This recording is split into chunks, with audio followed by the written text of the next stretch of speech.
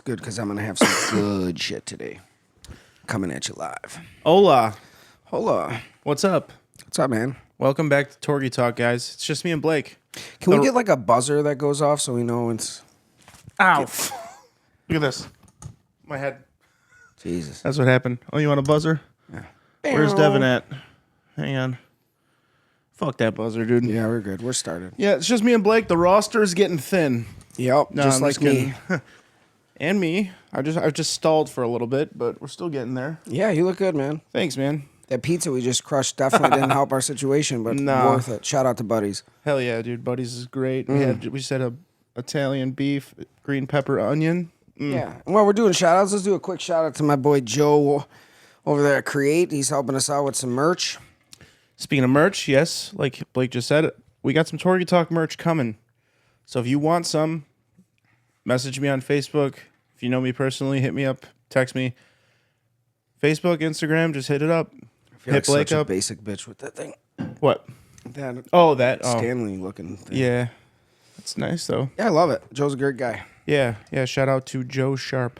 He is the man. Yeah. He called me the other day, and we worked out what I'm gonna start out with. For now, it's gonna be just T-shirts and stickers. Go from there. Nice. So. No urinal cakes? No, not yet. Not yet. I think I'm going to wait on those too. Yeah, if it's going to be a urinal cake, it's going to be me spread my butt cheeks, looking over my shoulder. And we almost made it 3 minutes before John referenced his butthole. Hey, oh. Hey. I got another shout out. If you're watching, shout out Fat Candle Company. We got the bergamot bloom burning right now. It smells good in here. It smells really good in here. I got to get on it. Yeah, dude, it's fire. I think they're down at the... the concert in the park tomorrow. Yes. Yeah. Go check that out. I used to sponsor that. My real estate group used to sponsor that. I've been meaning to get down there, but I haven't been able to because of the open mic that we used to run. Yes, we did used to do that. Yeah, last week, guys, was our final week for the summer. We'll just leave it at that. We don't know if we're gonna. We got told we can start it back up in the fall. We'll see. We'll see what happens. Not gonna say anything other than that. But yeah, so now we can go to concert in the park. Yeah. And there's supposed to be a good Fleetwood Mac cover band there, so I might just roll my fat ass in there, wearing this fat fucking candle T-shirt. Snap. You do these fucking T-shirts and these fucking candles are fatter than my ass, dude. Just fucking get one. I think we should get a ticker for every time an ass is referenced here, so we can get a count going. Yeah, it's I love that for our journey. So what are we talking about today, bud? I got a lot of. Well, you want to start out with the fun stuff, or you want to start out with the stories? Let's start off with the fun stuff. Fuck yeah, dude. We're gonna go through a list of top fives, okay? We're gonna go list through top fives. What do you want? We'll start with chips. Chips, dude. Your favorite chips. Right. Start from 5 and go to 1. Ranking or just I'm just gonna say them. I have mine ranked, but if you don't, I mean, if you have like a top one, leave that for your last one. Like if you have. Last one. All right, Yeah. cool. Let's go. I'd say 5 is like any Mexican tortilla chip from any like restaurant or. Oh, just like a straight up like tortilla straight chip? up tortilla chip. Okay, Yeah. hell yeah. Can't argue with that, especially when they're freshly cut and then deep fried and just. I feel you there. Cheetos count, right? Oh, of course. Cheddar jalapeno Cheetos. Yeah, that was really hard for me to not put that on my list. Fire. How about crackers? Does crackers count as a chip? No, we'll stay away from crackers. Yeah. Got 2 crackers sitting here. Yeah, 2 crack-ass crackers. I like pretzels, too. Mm-hmm. Yeah, so Pretzels I would say... count. I really wanted to put fucking Snyder's honey mustards on there. I would say Snyder's butter snaps, but the window ones. I like the windows. Okay. Is that the peanut butter in between them? Right? Or No, it's just it's shaped like a window. Okay, yeah, like a square. Okay. But it's got like slits in it. That'd be 3. Number 2, I love me some Cool Ranch Doritos, man. Can't go wrong. And I'm going to go Doritos again, too. My favorite chip is Spicy Nacho Doritos. Spicy nacho. Okay. Spicy Nacho, it's where it's at. Fuck nacho cheese. I don't like that purple bag either. That's one of my favorites, dude. Sweet chili. The sweet chili Doritos are really good. They are, but they're not Spicy Nacho. And I will say, and this is probably going to be a little shocking, seeing that I come from like a Mexican descent family. I just had, what are they, Takis? Yeah, Takis. I just had Takis the other day. Fire, man. It's gonna be added into the list here. They're okay. So I love Takis, but everybody knows and everybody's heard about my bitch ass stomach. Yeah. So we talked about how I had the shits the day of the Vixen. Okay. I don't know if it was what I ate the day before, but Anthony gave me, he's like, you want some Takis? I'm like, I'll have one. Usually they fuck my stomach up, but I'll have one. I don't think that one Taki fucked my stomach up for an entire day, but it's quite possible. Could have. But You are a bitch. yeah, so whatever. What are yours? Okay, well, hang on. Before I go into mine, you said pretzels. Like I said, those honey mustard onion Snyder's. They are good. And if pretzels aren't on the list, I would put in Cheeto Paws. I was always a fan of Cheeto Paws. And when they brought them back, I was so excited. I even told my daughter, I was like, dude, they brought them back. And she's like, I don't care. You're old, Dad. I was like, thanks, baby. Also, pretzels, the fucking the rolled gold fucking cheddar pretzels. You ever had those? Those yeah. are fucking really good. Any pretzel with anything is just, it's fire. I love just taking just straight up normal pretzels and dipping them in mustard. Nice. I love that for me. Yeah, it's really good. Yeah. All right, so I'm gonna start at 5. Mine is Kettle Brand salt and vinegar chips. Those are my fucking. Nice, like a Cape Cod. Oh, the Kettle The brand. Kettle Brand, yeah. Kettle Brand. Cape Cod ones are good too. Kettle chips are good. Yeah, I love those. Or the fucking salt and I want to redo cracked my black list. pepper.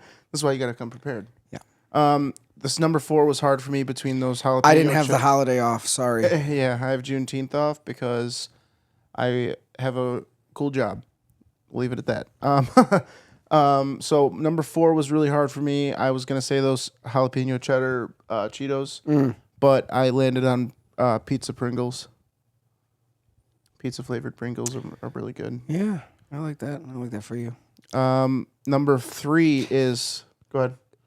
Before I lose my, sorry, my throat is very raspy. Before I lose my train of thought on that, the only thing I like Pringles. Don't get me wrong, and I don't mind the can, but I just feel like Pringles is not a dipping chip. Like even with like spicy nacho, like you can, I'll eat salsa, I'll eat guacamole with it, I'll put some mustard on that bad boy. But like you can't, like I feel like a Pringle is very flimsy. Yeah, and I feel like as I've gotten older, they've gotten flimsier, or I've just gotten fucking stronger. I don't Back know. in my day, boy, Pringles. That's when Pringles were Pringles, man. And we only had 3 flavors. You fucking put them in, make a duck face with them. Yeah, we Hell didn't. Yeah, now that's just how the women look. Yeah, that's weird. Shout out. Yeah, shout out to the duck face ass bitches. Y'all look good, girl. Keep it going, girl. Shit, I got my Stanley right here. Hell yeah. My number 3 is Frito honey barbecue twists. Fritos are money. I also really love OG Fritos. I really like old style. It's good. Yeah, old style is great. I went to one Cubs game and I'm an old style guy. So number 2, nacho cheese Doritos, just classic. And then my number 1 chip of all time is chili cheese Fritos. Chili cheese Fritos are where it's at. I like to actually put those on tacos. Yep, that's good too. Or a walking taco. You ever had that? You just Yeah, put I some have. taco That's meat in there and that's white people shit. Hell yeah, it is. I like It's it. I like them. But I also really like taking the Fritos fucking cheese you can get at the gas station and Oh, dipping yeah. your chili cheese Fritos in those. Definitely. That's some next level fat guy shit. I don't know. Is that just fat guy shit or stoner shit? I think it's both. I do it not stoned. So I'm a big fan of cheese. I love cheese too. It's my kryptonite. I'm pretty sure I'm lactose tolerant too, and I am too. yeah, I'll gear up. I don't give a shit. Yeah, I'm actually lactose sensitive, so Dude, I'll put myself through it. Like pizza, like I'm gonna be fucking getting paid to shit tomorrow morning for sure. I put myself through it every once in a while because I won't never stop eating pizza. And what really fucks me up is like the really good like gourmet like aged cheeses, like the real cheese. Like Ooh, yeah. that shit fucks me up. like on a charcuterie board, or however you say that. I can't even a charcuterie board. Charcuterie. Yeah, I can't. I have to be very careful. If it's like a stinky fucking cheese, I won't even touch it. We got to get you some help. What was the next list? I do have help. I take a medicine for it, Thank God. and I don't take it. I'm Take it. Take it. Do us all a favor. Take it. All right, so we got top 5. God damn it! Let me grab the mouse before the fucking screen goes black and gives me a fucking anxiety attack. Not on Juneteenth. Top 5 scary movies. This one's gonna be interesting because I'm not a big scary movie guy. I love them. I jump at them really bad. Like I jump. Well, Cora jumps just as much as I do, but I don't know. I love scary movies. Yeah, my list is gonna be weak as fuck, but and I'll be honest, dude. Normally, I will only watch a scary movie if there's like a chick that wants to watch it. Like, if she brings it up, I'll be like, yeah, it's cool. Like, yeah, I love scary movies. Yeah, that's my thing. Understandable. Does Scary Movie the movie count as a scary movie? That's a comedy. Okay. This all of those. Well, 1 through 3 are the best. Yeah, mine's basic as fuck. Why don't you go first on this one? You'll spark my creativity. Okay, so my number 5 is classic Halloween. Michael Myers, fucking 1972. I don't know what year it came out. It was in the 70s. I think it might have been. I don't know. Anyway, the original Halloween is my number 5, just because of the nostalgia of it. It was either between that or Nightmare on Elm Street for my two favorite classic ones. But as far as like thrillers go, fucking The Strangers. Have you ever seen that? I have. That is fucking insane because it's a true story too. That is insane. And yeah, I would add that on. I'll put that. That's 5 for me. Okay.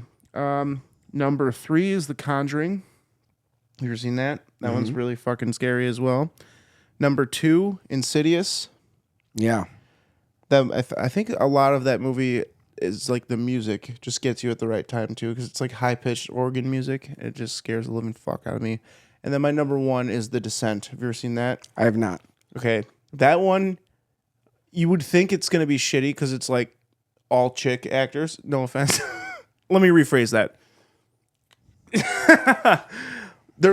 It's literally there's no dudes in it whatsoever. So it's like I watched it. I was very scared. Like you never see all women scary movies. There's always a dude that fucks everything up, for the most part in most scary movies. So it's like 5 chicks, right? And I'm like, all right, I'll watch it. Whatever. It had really good reviews.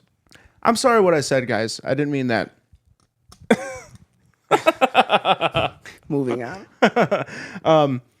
So I'll just give you the plot. These chicks are all into like caving, and they are supposed to go. Is that a sexual thing? Could be. They're all into fucking Caving into fuckboys? Yeah. They're all into like exploring caves, which also could be sexual. I was gonna say I'm a caver too. So they go to like they're in Europe somewhere or whatever. They're planning on going to this known cave system, and then one of the chicks is like, she knows about this one cave that's never been fucking gone in or whatever, and she's like, we're gonna be the first to go in and like explore the whole thing, come out, and that's all. I'll leave it at that. And it's fucking terrifying. Oh wow. I'll just the first time I saw this movie, I was very younger. I watched it on Robitussin. The Tussin, huh? Yeah. Ain't like Casey Rocket says. Like lean or no, like straight up Robitussin. Gotcha. Like Casey Rocket says, ain't no fuss when you're on the tuss. Yeah. Yeah. That's what he says. There is fuss when you're watching a scary movie on the tuss, dude. You're just have you ever taken too much Robitussin? I have not been a big Tussin guy. I always usually had money for drugs. Yeah, I'll tell you off the air why we were doing tuss. But I'll tell you what though, the first step in tuss is pissing out of your ass. That's number 4 already. See, I'm telling you guys, like it comes full circle. I feel like I'm eating dinner at my in-laws' house, ex-in-laws. Sorry. So yeah, so there is some fuss when you're on the tuss. We'll leave it at that. Yeah. So what's your 5? I would say 5 is Strangers. That movie that's something that's always freaked me out, especially like going to cabins and shit like that, or like even Airbnbs these days. Absolutely. Can you believe that's a true story? Isn't that fucking that's crazy, wild? man? Did you not know that till now? I did not know that. Yeah, it's based. No. It's obviously exaggerated, but it is based on a true story. I don't know if the people that I'm pretty sure, from what I've heard, the people that actually did break into the house and shit and like kill those people were wearing the fucking burlap masks and shit and were like just creepy as fuck about it. Genius.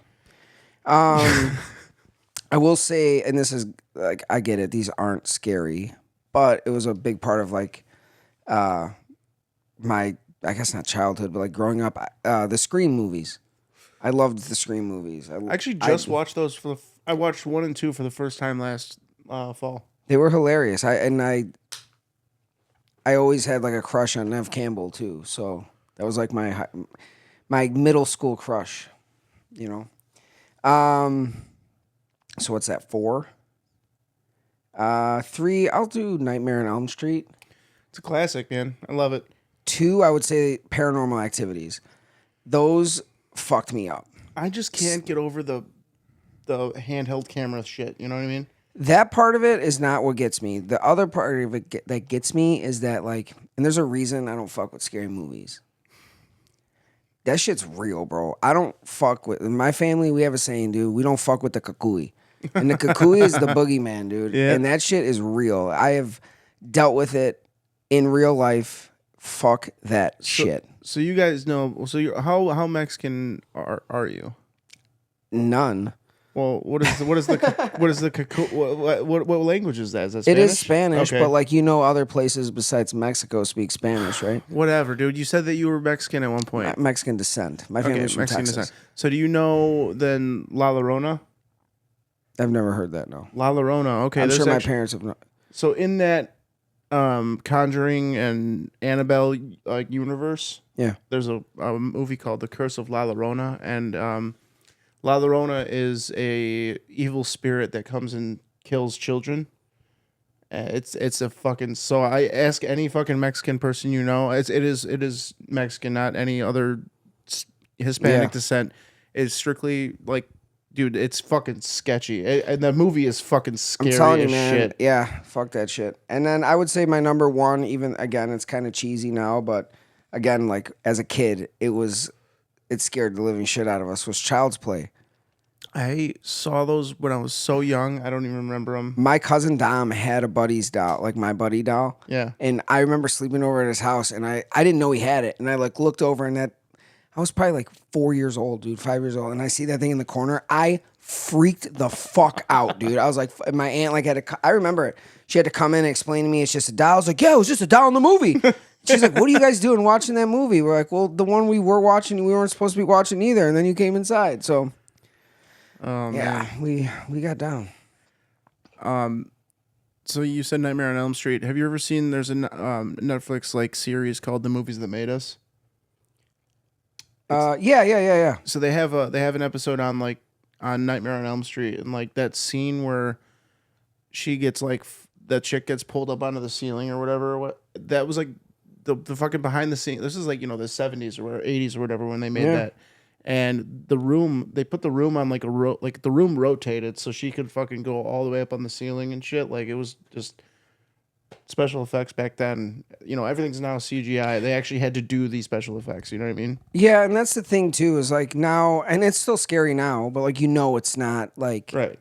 you know, but I don't know. It's not my genre. I think too, like, so my birthday's in October. And growing up, my mom always threw me like the best parties. I was very fortunate, but like they were all based around Halloween and fall, and like, so like as I got older, like I just wasn't into it. But I am getting more into it lately. I never realized how many women are into Halloween. Yeah, and then obviously spooky have kids. season. Oh my god, dude! And like not even like to dress like sluts. They just like they get into it. Like I have a very good friend of ours that she throws an awesome Halloween party, and like even like. Does like the pumpkin that's like throwing up guacamole and shit. Hell yeah. Like, yeah, it's what I look like at the end of the night. My ultimate goal is to get in shape enough so I can be Canelo Alvarez for Halloween. So you can be him? Yeah, for Halloween, because I've been told a lot of times that I look like him. That would be funny. Yeah, a little bit. Yeah. Actually, I'm gonna write that down for roast battle. God damn it. An obese Canelo Alvarez. Yeah, nah, I don't want to go there with it. I don't want to just do fat jokes. And the jokes I've written so far, none of them have to do with Ozempic or you being fat. Cool. Yeah. I'm just thick now. I have those ones already stored in the closet. I have a bunch of ideas that I haven't really gone anywhere with. I don't know. comedy is coming to not a screeching halt, but it's coming to a slowdown because of obviously now the mic is done. So I mean, yeah, we can go to other mics and stuff, but it's like really trying to focus on once we should have a new computer in the next week. So the podcast should take a couple steps up as far as production quality goes. But, father of two, I am just comedy ain't going anywhere. So it's not that I'm not stopping by any means, but I'm kind of slowing down. I also haven't really written a lot in the last couple weeks. So that's where I've changed. So I took a week off. I just need to decompress, not just because of comedy, but just life in general. And it's summer out. You want to do some nice stuff, with kids, and yeah. But I've been writing more and finding that again. And I'm not happy that the mic's over, but I found myself being more worried about how our turnout was going to be. We'd talk about flyers, we were talking about ideas and all these things. And then I'd realize oh shit, I still have to do a set. And then I don't think people understand, and I'm not even good at it yet, but I don't think people understand how difficult it is to put 4 minutes together. And a lot of the times we have the same people coming to the mic. So if you do the same jokes again, they've heard them already, and they've all seen them at the Vixen, and they've seen them at Billy's mic, and you know what I mean? So the pressure to continue to do new shit, which I like the challenge of it, but it was becoming a little hard. There was actually weeks where I didn't even want to do a set. Yeah, same here. Because I wasn't even happy about what I was writing. I would just force myself to just pretty much riff off the ideas I had written down and not even really writing a set. I would just kind of go up there and obviously you could tell sometimes it would be not good at all. But I also that's the one aspect of the mic that I kind of did like, because it kind of forced me to write more. But at the same time, I was just forcing myself to write shit. Yeah, exactly. You know what I mean? I get writing shit is still writing, and you'll find good stuff in the shit.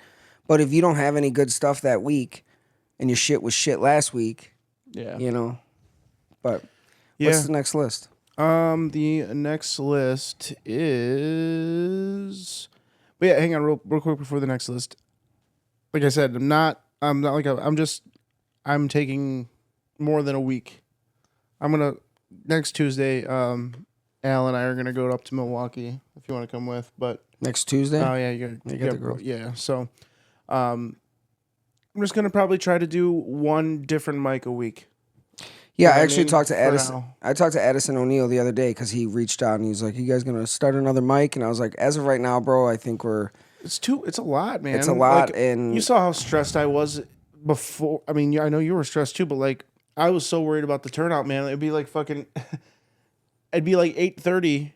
The mic starts at 8:30, and there's fucking 3 comics, and then fucking 4 or 5 more would show up at 8:40. So it's I was getting all worked up about nothing, and I don't know. I was just so worried about the fucking turnout, and we had some really, really fucking good turnouts. We had great turnouts, and again, if we can get back there, I think there's some different ideas, and maybe we can change it up a little bit. But I actually think this is going to be a great thing for our comedy, because now we can actually start venturing out. I really want to get more involved in the Chicago scene, and doing that, even though it's just one night a week.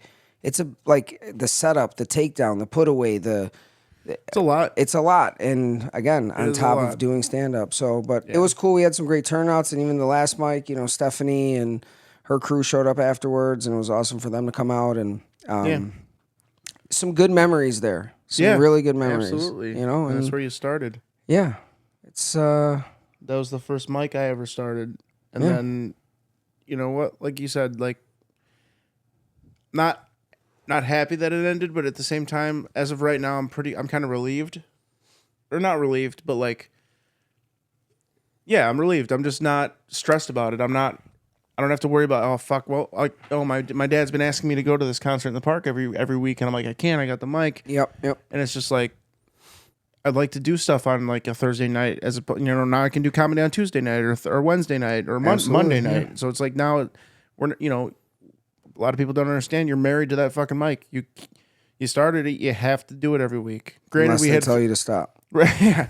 Granted, we had we had 3 people that were doing it, and I took 1 week off, and I know you were probably going to take a week off at some point, just to go do other mics or just to take a week off. The week that we actually did the Vixen, we had talked about taking the week off, and then that Saturday we had gotten the call to come, and excuse me, I hadn't even that 80% of what I did that night at the Vixen. As of that Saturday night when I got the phone call, I didn't even have written. I had nothing written. I was like, fuck. I left where I was at. I was like, it was like 9:30 at night on Memorial Day weekend. I'm like, I got to go write. Yeah. And then in 3 days, put together 11 minutes, which, again, it's fucking really hard to do. And and even listening back, like, I'm very happy with it, but like, there's so much fat I could have trimmed out of it. And it's hard. And I'll use those jokes again, Yeah, for sure. I mean, it's hard to do. I think I did 70% newer jokes and then 30% reliable jokes that night. Reliable. And it's still, I was just like, that was stressful as fuck to put together and only do 2 mics before it. And I mean, it was good for both of us. We both did great, but it was just like, especially the way the mic went that Thursday. Oh yeah, that was another thing is that so we get the regulars who come in, which was great, but there's a comfortability with it, and then they start talking, and they don't understand. Like, yes, this is comedy. We're trying to have fun, but like we're also really trying to like. There's 12 of you here right now, and that we respect every one of you. But tomorrow we're gonna play in front of a couple hundred. Yep. And we need this shit to work, and I don't need your comment right now. You want to fuck with me after, and like you want, like when we do the bottom of the barrel, or like when Jack calls out and says, give me an idea, 100%. But like when I'm telling a joke and you like ask me the question, and I'm literally about to tell you what you just asked me, just shut the fuck up. Yep. That same individual did that on every joke that I wasn't calling any individual out. I was just saying. Well, Anyway, I had the same issue the day before. The day before the Vixen, I was like trying to get through my set, and every single joke, every line of every single joke, I had somebody saying something. I'm like, "Hey man, just shut the fuck up for a minute. Just let me get there, yeah. Please." And some of that, like that fucking hemorrhoid joke. That was the second time I had ever told. The second time I actually told it fully through was at the Vixen, and that one did fucking great. So I'm thankful that I knew it was funny. I did it at Village the night before, and I was like, okay, that's my tester right there. My set went so bad that Thursday that I walked up to you and I was like, "Are you sure I did as well as I did yesterday?" Because it did not seem like I was gonna. I was almost gonna go back and do the same set I did the first time at the Vixen. Yeah. But anyway, moving on. Like we said, kind of relieved that for now it's not going on anymore. But we will see. We're probably, I don't know. We're talking what? Maybe instead of finding another spot to do a mic, we're gonna probably try to find a spot to do showcases.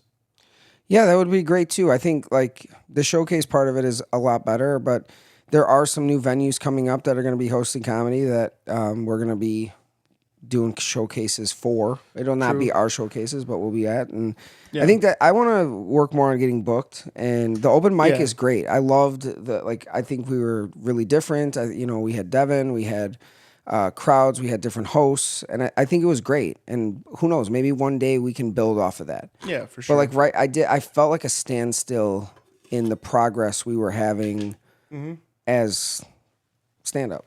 Yeah, I mean, dude, doing the same mic every week, this is terrible. Brutal. It's fucking brutal. It's like a bad habit to get into, because I did that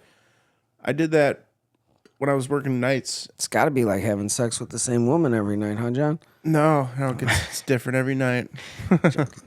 You got a good one. But yeah, dude, it's just a bad habit to get into, doing the same mic over and over and over again, and only doing that mic. If you do other mics and you do the same mic every week, sure, whatever, but only doing, so anyway. Definitely. What's the list? The list. Okay. Do you want to do war movies or comedies? War movies is a little easier. Comedies I had to really think about today. Yeah, you can do war. Okay. Top number 5 for me is Full Metal Jacket. Okay. I watched that right before I went into basic training. And what? I didn't say anything. You just Just picking the crayons out of your teeth. Sorry, not sorry. No, that's my. You didn't watch an army boot camp movie. I know that. I mean, fuck. What's the only army boot camp movie you can think of? Is An Officer and a Gentleman. No, I'm joking. That's a Navy. Forrest Gump is the only fucking movie. Gump. I love that scene. Why did you take that rifle apart so fast? Cause he told me to, Drill Sergeant. God damn it, Gump. Number 4, American Sniper. Mm-hmm. Love that one. Yep. Number 3, Black Hawk Down. It's a good one. I actually just rewatched that the other night. Fantastic movie. Number 2, Saving Private Ryan. And number 1, Lone Survivor. It took me. I was always Saving Private Ryan was always number 1, and then the minute I saw Lone Survivor, I was just like, whoa. I just love that movie, man. That movie's so good. Yeah. It definitely is. You know what's funny is I don't know if my list could be different. They might be in different order, but I'm trying to think if like. You say Hurt Locker's up there, kind of. You know, that's like not top 5 for me, but it's not top 5. It's great. It's a good movie.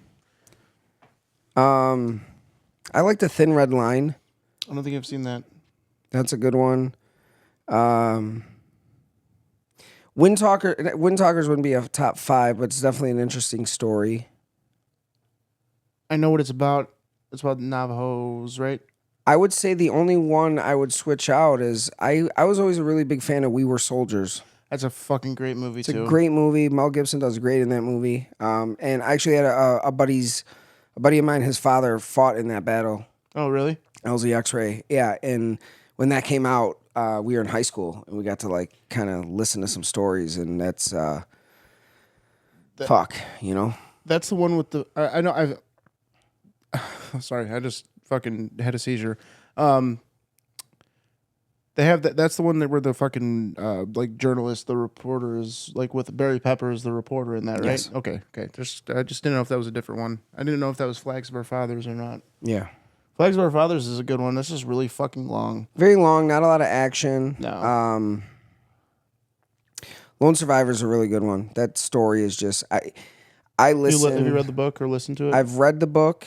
It's on the short list of books I've actually read, and not audio booked. I've actually read it. I audio booked it. The whole story, it's just insane. And I actually, on days I'm feeling down, there's a YouTube video of Marcus Luttrell talking to the Alabama football team, and he gives them like I forgot what game he's like prepping him for, and he tells him like it's like a 3-minute, 4-minute speech, and he's talking about just how fucked up that day was for him, and how he watched his best friend die, his best friends, but Mike Murphy was his best friend, and how he couldn't help him, and then what he went through and tumbling down the stairs and like things that were a little different in the movie from like when he had Danny on his back and Danny got shot, like how his weight instantly fell off of him and how he never saw Axe again after they fell down. And I'm not trying to get emotional, but he says, and like how he's like, he has a brother, Morgan Luttrell, that's actually on SEAL 2, which is, did you know the odds of 2 brothers becoming a Navy SEAL are less than 2 siblings going to Harvard? Which is, when you really think about it, it's not as crazy, but it's pretty crazy. I feel like it's not that I don't believe that, but I feel like it'd be very likely for siblings to go to Harvard. You know what I mean? Just like rich. Well, yeah. Well, especially, because like grandfather didn't. You right. know? But when he talks about like being a bit, like he felt like he was being a bitch and like he's laying under that rock and he doesn't have any of his fucking magazines. He's bleeding out. He's fucking shot. His boys are dead. He has no fucking comms. And he's like, well, what am I going to do? Like just lay here and be a bitch? He's like, what, I'm going to give up? I'm going to die? He's like, not, my friends died so I don't die. Right? And he literally, and they don't show this in the movie, but he took his knife and he would dig it in the ground because his legs were fucked and pull himself. And he's like, I'm going to draw a line. I'm going to pull myself. If I make it past that, I'm going to do that again. I don't remember the exact mileage, but I'm going to say somewhere around 7 miles of Afghan mountains. This isn't like your neighborhood or like at the gym. This is some of the most rockiest, steepest. Like the climate there is insane. So for everything that guy goes through, it's such a crazy story. Yeah. Anytime you think you're having a bad day, just think of that for sure. But that's why that training is the way that it is. Yeah. I mean, I've like obviously the book is a lot different than the. I mean, there's only so much you can fit in a fucking movie, but like the fact that he not only fell fucking like 4 more times down the fucking mountains than the fucking movie portrays, but he also fucking climbed. Like from what I remember in the book, he fucking like climbed for a while and then fell off a couple times while he was climbing and shit. It's like the fact that he's alive is just wild. I mean, It takes a lot to kill that guy. Yeah. And now look at him; he's a congressman. Yeah. I didn't know that. I believe it's a congressman. I know he is a representative. I'm an idiot. He is. Actually, I'm gonna look that up because I want to make sure that's right. I follow him on Instagram. That guy is a fucking motivator, though. I'll tell you what. If you're ever feeling down about your day or your bullshit drama, listen to that video I was just talking about, and you'll feel like a bitch. I don't think I've ever. It is so motivating. Should I pull it up? We can watch it on here. I got it connected to the Bluetooth. I've never seen it. Yeah, it's Marcus Luttrell talks to Alabama football team. All right, hang on.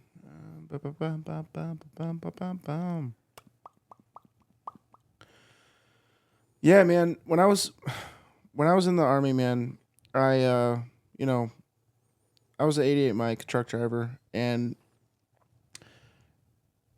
the way they get you fucking pumped up to like fucking want to kill people and shit and like do your duty and fucking serve your country and shit. The minute I was done with basic training, I'm like, I'm reclassing and fucking going infantry. And then I got in the regular Army and I was just like, we're just gonna have fun. We're just gonna party because obviously I didn't have any combat deployments, but I always pictured myself when I first got in. I'm like, I'm gonna fucking do that. I'm gonna go to fucking airborne school, air assault, all that shit, and then I just became a degenerate.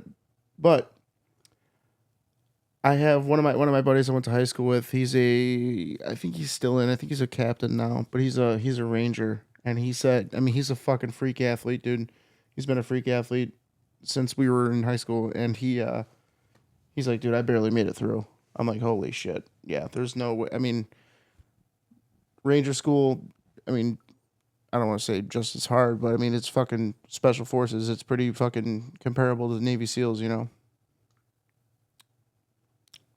don't know. Yeah. Surviving the Cut. I've watched it. I've lived it. Hang on. So Marcus. Sorry. Luttrell.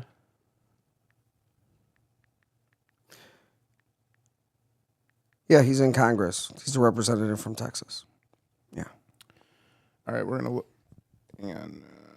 Marcus Luttrell speaks to Alabama football team. We did 6 minutes. I'll watch this in my own time. I don't want to make you guys sit through that. It's good, though. It's so good. If we didn't talk about chips for so long, we could listen to that. Probably. You know what? The next podcast, we're going to start it out with that. We're going to get you motherfuckers hyped up. We're going to do some CrossFit, maybe the drowning phase, and then we'll move on. But yeah, man, like I said, I was like, when I first got in, I was 20 years old, I turned 19 in basic training, and I was fucking all in on like going to fucking being the best I could be. And I missed in fucking Army. You know what my favorite Army movie is? Huh. In the Army Now. That's a good movie. Pauly Shore, yeah. It's a good movie. Thanks to my brother, the pool man. I like Stripes. That's an Army movie, right? It is. Okay. I was a 1 sit-up away in AIT from going to airborne school. 1 sit-up? On my final PT test. That was like my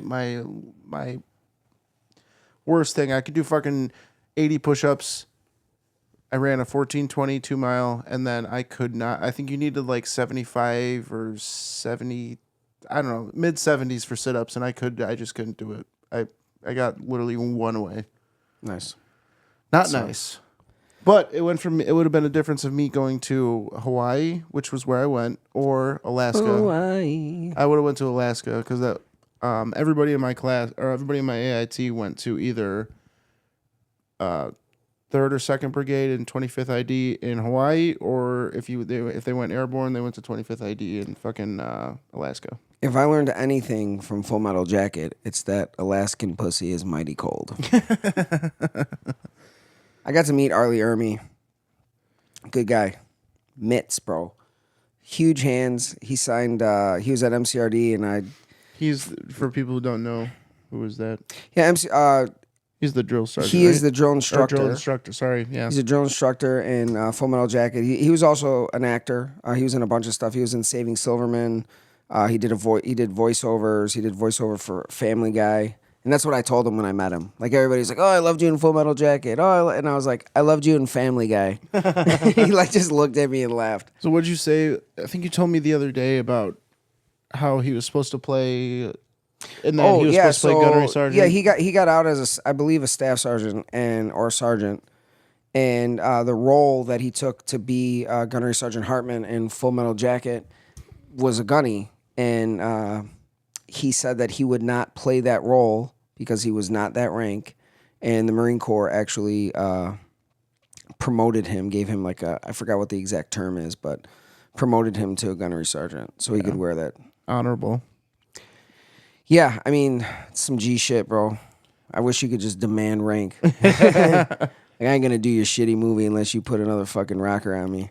Well, I know what's kind of wild about rank in the military is when you, I mean, it's a cool honor, but when you pass away, they promote you. I did not. That might be an Army thing. Is it? Okay. Because, yeah, when my they give you guys ribbons for everything, so that sounds about right. Take it easy. No, when my guy fucking goes to AIT school, he's got 3 stacks. Hey man, I came out with I'm a not fucking talking shit. I'm just talking shit. So he when my buddy Mitchell died, he was in PV2, E2, and when he passed away, they promoted him to E3. Yeah, it's weird how the rankings work too, because like in our like E3, which is a Lance Corporal, you guys have like specialist or PFC, right? So E1 is just private. That's no chevron, nothing. Yeah, it's a fuzzy, same as ours. A fuzzy. Yeah. And then E2 is just a private, just a normal fucking 1 chevron. Yep. Then private first class is the chevron with the rocker. Yeah. And then E4 is a specialist, or they're bringing back corporal now because it's. So when I was in, they were just reincorporating the corporal, and it's what sucks about people that were getting promoted to corporal from specialist is you are getting the same pay just with NCO. It's duties. Almost like lateral, right? Like yeah. Like you're technically a non-com, but you're getting paid the same, but you're not. It has to do with MOSs too, right? Like certain MOSs can't be that rank. I don't know. I don't know a lot about that. I know what an 11 Bravo is, and I know some of that other shit, and I know you guys wear those like French hats. Oh, the fucking berets. The berets, yeah. Which now they're getting. I mean, they still do it here and there. But like my buddy Jake, he's a second lieutenant now. He just graduated OCS a few months ago. They're back to the old fucking greens. Nice. Let me ask you this question. Yeah. What made you choose the Army over any other branches? I went to an Air Force recruiter first. Same. And I didn't even get the chance. I hadn't taken the ASVAB yet, but I had a Celtic Cross tattoo. This tattoo, okay? The recruiter told me, said, do you have any tattoos? I said, I have a Celtic Cross. He's like, you can't go in. I'm like, why? He's like, have you seen, what's the fucking movie with Norman Reedus, the fucking, Jesus Christ? Boondock Saints? Yeah, Boondock Saints. Have you seen Boondock Saints? I'm like, yeah. He's like, well, yeah, you can't have this racist tattoo. I'm like, what? I walked the fuck out. I have a Boondock Saints tattoo that I got in the military. Well, that's what the Air Force recruiter told me. What year was this? 2012, 2011. Oh, yeah, I was out. So way out by then. I went to MEPS, and a guy had a Grim Reap, like when they do that strip down. Yeah. If you don't know what MEPS is, it's the Military Enlistment Processing Station. So like before you actually go into the military, you have to go through all these tests. It's where you take the ASVAB, the test, and like they do your physical, and it sucks.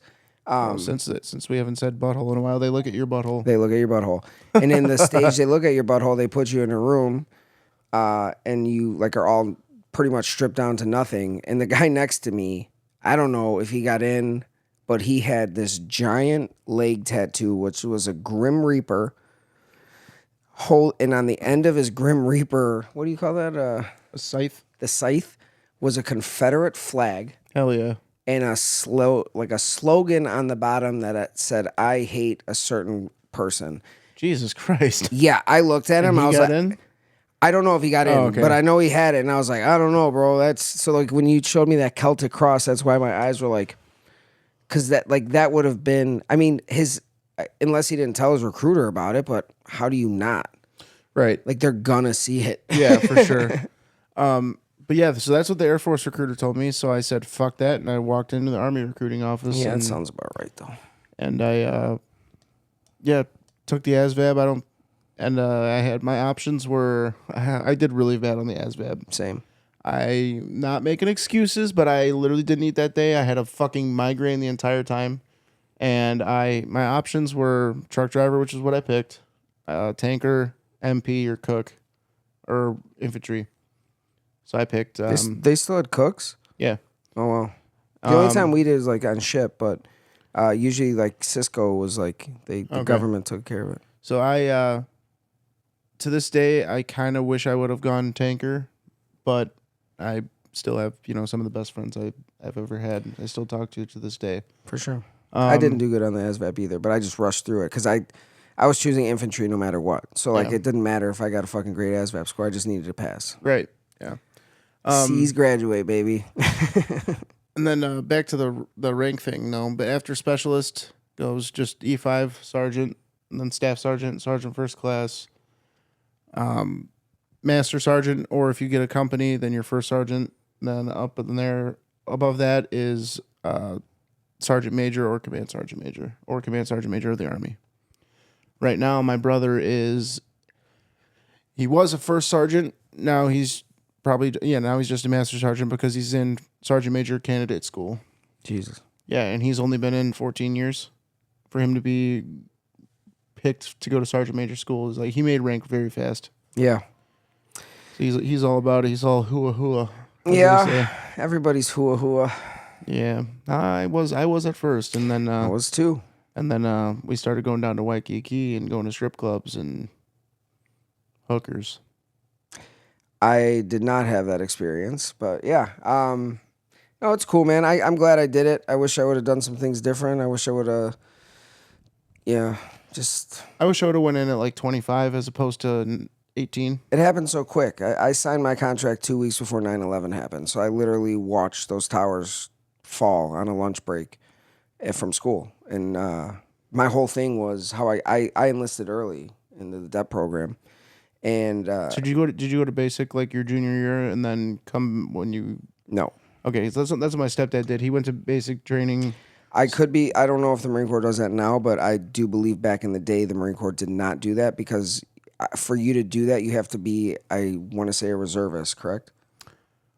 Yes, and for the Army, like when your enlistment starts, it starts. Yeah, and the only time so you're my getting stepdad out, was reserves. So, yes, I believe you have to be a reservist to do that. So yeah, he went to basic training when he was 17, and then he went back to school for his senior year, and then went to AIT after his senior year, and then went to his duty station. But I still talk to my senior drill instructor. Do you really? Absolutely, he was the fucking man. I never met some guy that loved the Marine Corps. Like, he was a gangster disciple growing up, had a fucking teardrop. Dude was a stone cold murderer. He was about 5'6", and I guaranteed fuck anybody up. And he came in crisp every day, motivated. He said the fucking Marine Corps is the best thing that ever happened to him. He goes, I was killing people on the streets. Marine Corps gave me a job. They paid me to work out. They paid me to kill people. I fucking love it here. They give me chow, 3 hots and a cot. He's the man, and now he's retired, and he just got his degree. I forgot what it's in, and shout out Staff Sergeant Gomez, man. Drill instructor Staff Sergeant Gomez. I remember my I don't know what the fuck they call it. I guess he was the lead drill sergeant, Drill Sergeant Arrington. This guy, coolest motherfucker, but he was hard, but like He was cool as fuck. He'd be the guy making jokes and shit. But I remember one morning, we had these two fucking shit bags in my well, one of them was not a shit bag. One of them was just a head case. And he just wanted to go home. The other one was a fucking dirt bag. And this motherfucker, Drill Sergeant Arrington, wakes us all up in the morning. I was on fire guard that night, I was on the last shift for fire guard, and he Is that what they call fire guard? yeah.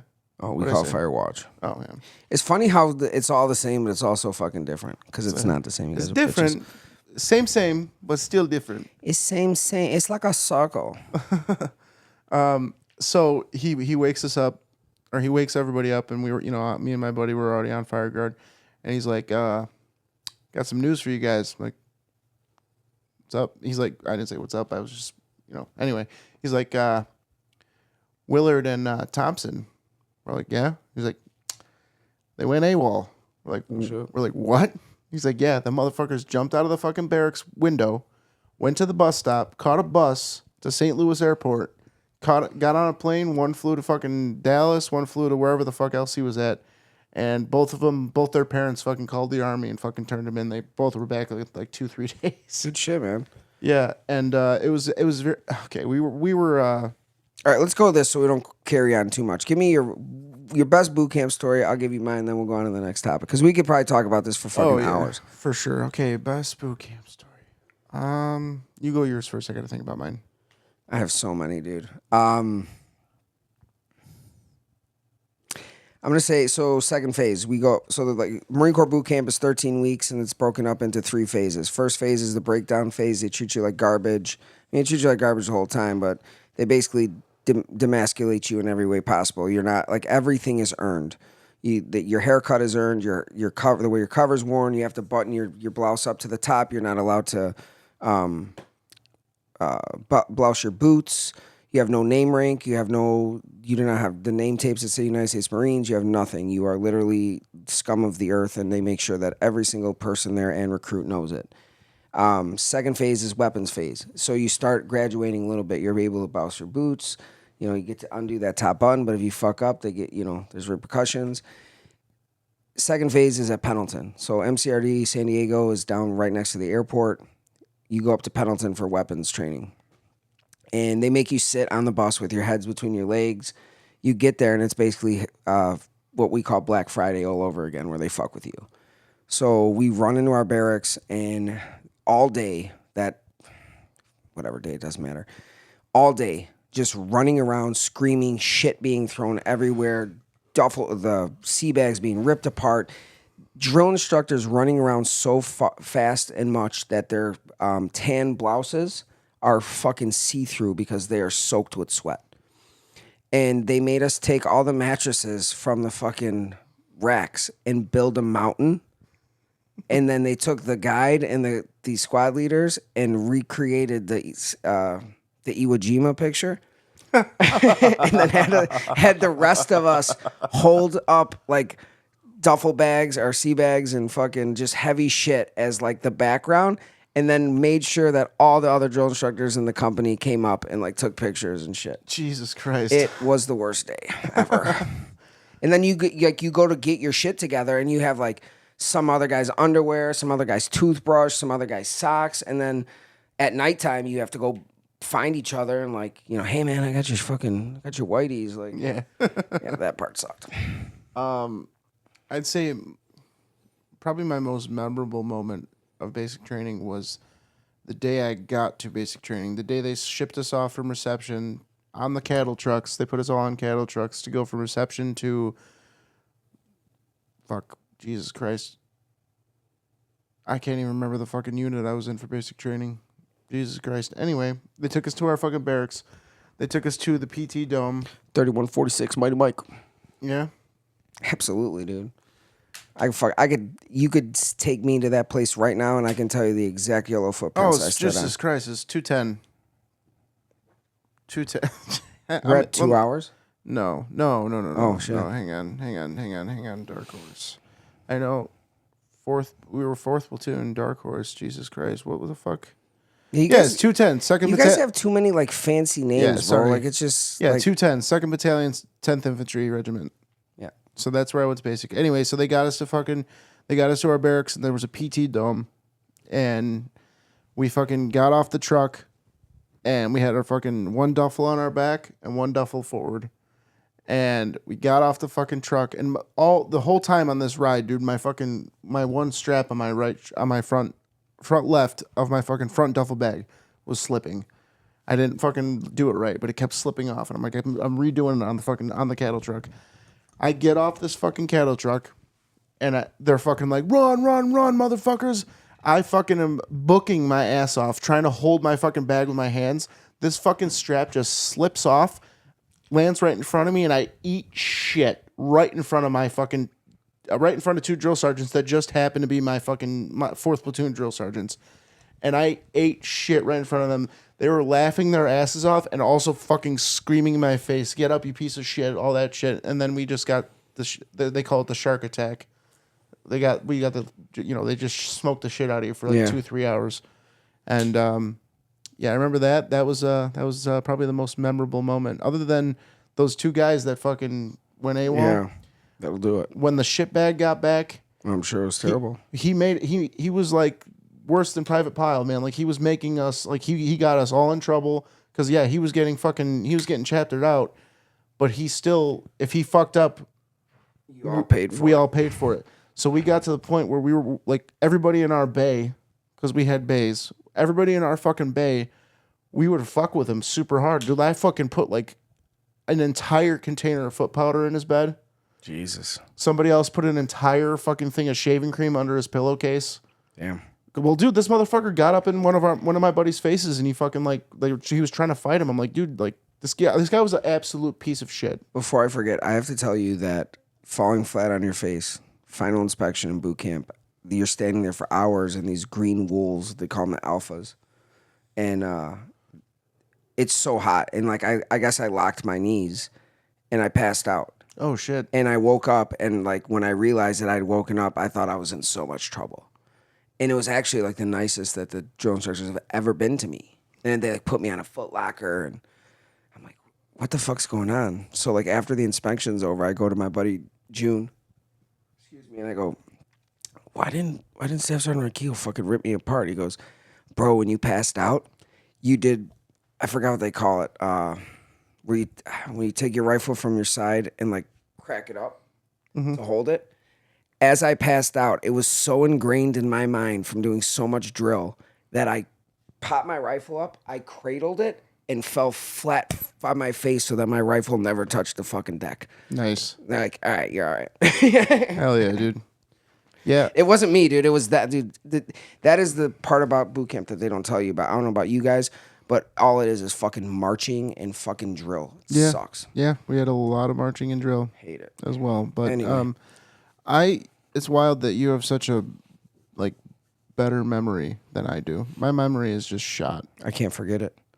I remember There's a lot of shit I have forgotten on purpose. I remember a lot of basic training. I remember a lot of AIT, but like there's a lot of shit I don't remember until somebody brings it up to me. Yeah. I mean, you'd be surprised too. I actually just talked to a buddy of mine that lives in Alabama, and we went to boot camp together. We had the same recruiter. We rode the bus together. We sat next to each other. We were in the same platoon. I actually talked to him last week, and he had brought something up about, he's like, you remember when this happened?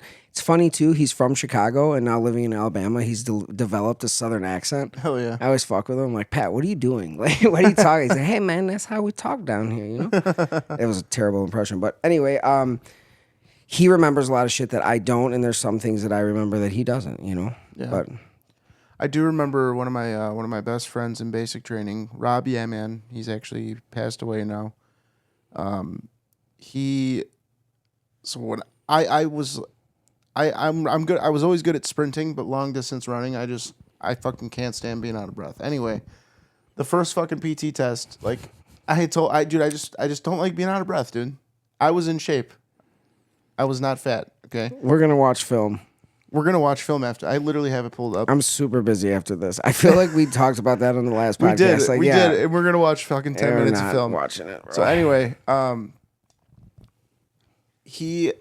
I was, like I said, I was having trouble running. I was in fucking C group. Okay. They split the fucking running up into A, B, and C group. I was in C group. You were group. that bad, huh? I was in the front of C group though. Okay, The Anyway, the smartest kid with Down syndrome. pretty much. Nice. He literally the first 2 PT tests, he paced me to make sure that I passed. I wasn't like close to failing on the first PT test. I passed it by like a minute. And then the second one, I passed it by like 2 minutes. And then the last one, he was still running with me. I'm like, we had like a half mile to go. I'm like, or we had a mile to go. I'm like, dude, I got it. Go. Like he didn't like leave my side. Who's that? Robbie, one of my best friends. Oh, your guy. I thought you meant like a drill. No, what do you call them? no. Drill sergeants. Drill sergeants, yeah. No, he literally would not leave my fucking side, and he was one of the big reasons I was able to get through. Not only the physical part, but like the mental part. I mean, like, cause I was I'm a fucking. I miss home like really bad. Like that's why. That's a big reason why I wanted to get out was because I fucking didn't. I was 3,000 miles away from home. I was homesick as fuck. I hated it. It's hard at that age too because all your friends are fucking going through college, bro, and like they're talking about they're all drinking and partying and getting girls, and you're buying hookers. I get it. But no, he passed away a few years ago, unfortunately. What are we running right now? We are running about an hour exactly. Actually, Oh, cool. I thought we were longer. No, we're good. Right? Does that say an hour? Yeah, 101. Cool. Right on the point. What do you want to talk about next? Fuck. I had one. We'll Okay, talk- so towards the end of basic training, one more thing about basic training. So we had towards the end of basic training, we had another guy, Shelby Raymond. He was a chubby guy. Okay, and he was having trouble. Like he failed the first 2 PT tests. Like he was on remedial PT, and I remember the last 2 or 3 weeks before the final PT test, me and all the boys in fourth platoon, after we were released for the day, for whatever after chow or whatever, or whenever we had off time, we would fucking throw on our IBAs or fucking vests and fucking we would run the fuck out of him. We would make him run and run and run and run. This is in boot camp? Yeah. You guys had that much freedom? Well, we were also in. This is towards the end, third phase, when our third phase was like a lot more relaxed. I mean, you were in fucking 10 years before I was. So, like, third phase, we had, Did you guys have your phones? we could make. You could make calls? Hang on. I was able to make, like, I think the last week we were able to make one phone call. Or, like, we were given our phone for, like, 10 minutes a day. The last week, I think. I didn't talk to my family for 13 weeks. When I called home, my mom wasn't home. My grandma answered the phone. And when they came for graduation, my mom walked right by me because she didn't recognize me. Shit. I mean, dude, like, even from when I went through basic training till now, it's even completely different now. And now it's even soft as shit. Like, my brother. And I heard the Marine Corps is too, so. He was a drill. My brother was a drill sergeant for, 2 years or whatever, however long they were supposed to do it. He was a drill sergeant for 2 years, and he told me that they were actually given the fucking trainees were given fucking stress cards. Yeah, I heard that rumor too when I was in. Yeah, but, you have to look at it this way too. Like I get it. I was actually just talking to another Marine the other day at work, and he just got out last year, and I was asking him about like his rifle qual. So like I was an iron sight, and we have to qual at I believe 150, 300, and 500 open iron sights. And I shot rifle expert. I went 9 out of 10 from 500. I never shot a rifle before I went to the Marines, so I learned from the fucking best. Anyway, I was like, is it true that you guys get ACOGs now, which is a very high-powered scope? I have one on my AR. I fucking love it.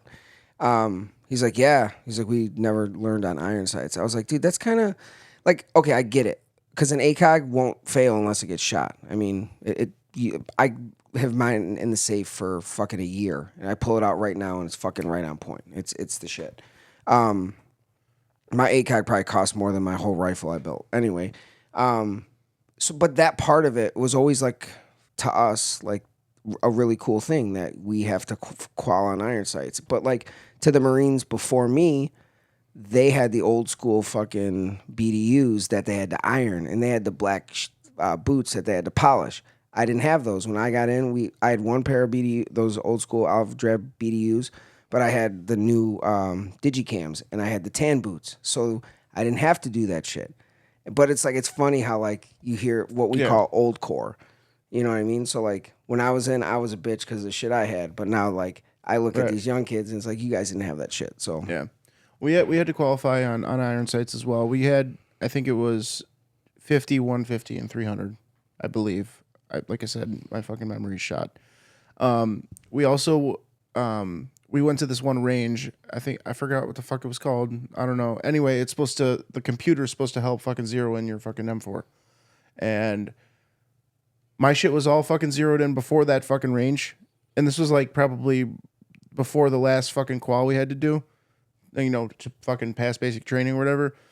And I ended up having to use somebody else's fucking M4 because I'm like, dude, that's what you guys had were M4s? Yeah. Like collapsible buttocks and all that shit? Yeah. Jesus Christ. So we had, like I said, M16 A1s, bro. That's probably a lot better than an M4. More accurate, at least. You know what? Actually, I'm wrong. We had A2s. A1s were the fucking the Vietnam one. We didn't have Picatinny rails. We just had the. Like I said, I went to this range. My shit was zeroed in. I was shooting pretty good up until this fucking range. Then the fucking they I don't know. Anyway, I had to use this other dude's fucking M4 to fucking qualify, and I got 18 out of 30. I barely passed. Pizza box, huh? Literally barely fucking passed. And then got into fucking the regular army and fucking shot 28 out of 30. So I'm like, obviously this is my fucking rifle. Not my fault. But I also shot fucking expert.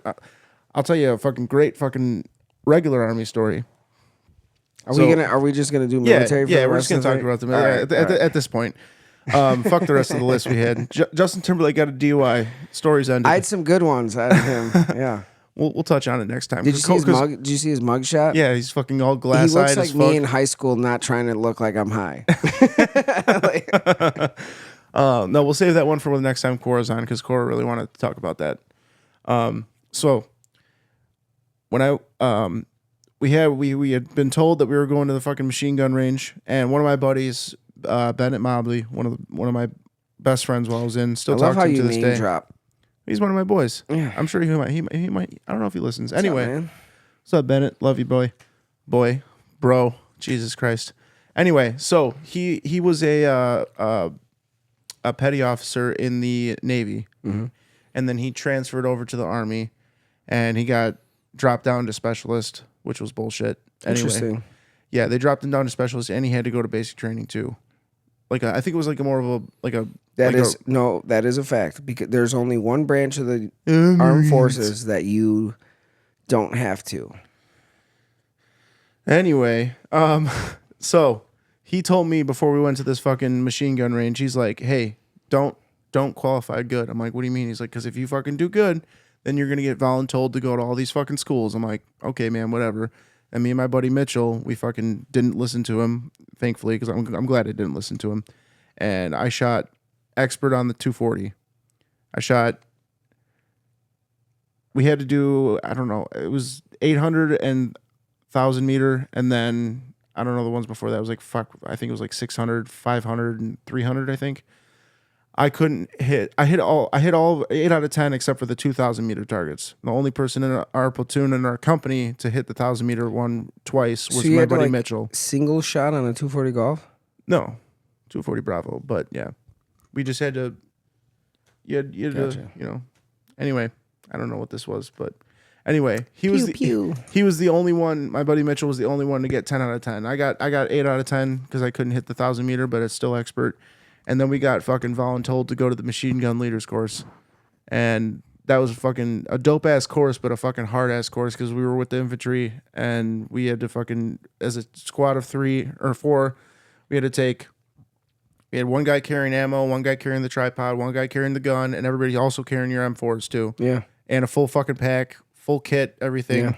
14-mile ruck to the range, and then we had to fucking do this whole fucking damn near obstacle course. Like literally, they would set us up like fucking 300 meters behind the fucking range. We'd have to fucking sprint up there, drop down the tripod, fucking put the gun on. And they also made us wear fucking goggles. I couldn't see a goddamn thing, dude. We did so bad in that machine gun leaders course because I couldn't see shit. And then my buddy Mitchell's fucking spotting. He's like, left, up. I'm like, we were just, dude, I was just blowing off fucking round, not even looking, dude. It was just the fucking, yeah, I don't know. But I did shoot expert with a 240. Did shoot expert with my M4. We never, so when we go through SOI, we don't have like, the only things you really have to qual on is your M16, and then like if you have a pistol, you know, which you have to be a certain rank or have a certain job to get that. So no, in the Army, only officers can carry pistols. Really? Mm-hmm. Interesting. At least when I was in. Yeah, and at the time that I was in, I believe they were Colts. Yeah, we had Berettas.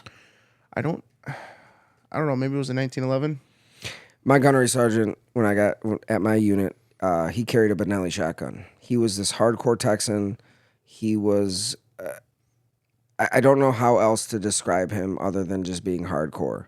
He would give us these fucking libo briefs on weekends. We'd go on Liberty. Liberty, if you don't know what Liberty is, it's when you get time off. Like, so there's no weekends in the military. They give you. It's like a pass. It's like weekend a pass, yeah. And he'd end, you know, he'd tell you what we got going on next week. What do you have to have ready? You know, we're going to this range. We're doing that. We're going to the boats, blah, blah, blah. And then he'd end his libo brief the same way every week. And it's today, I still think it's the funniest thing. And he would say, what are the 3 things we don't do on Liberty? Someone would raise their hand and go, we don't do drugs. He's like, that's right. We don't do drugs. What's the second thing we don't do on Liberty? We don't drink and drive. That's right. We don't drink and drive. If you get too fucked up down on Oceanside, you give Gunny a call. I'll come and pick you up. I'll probably just be at home beating my kids and thumbing my old lady. And he goes, what's the last thing we don't do on Liberty? Everyone at the same time. He goes, we don't fuck men. He goes, that's right. If you find your dick in another man's ass, remove it.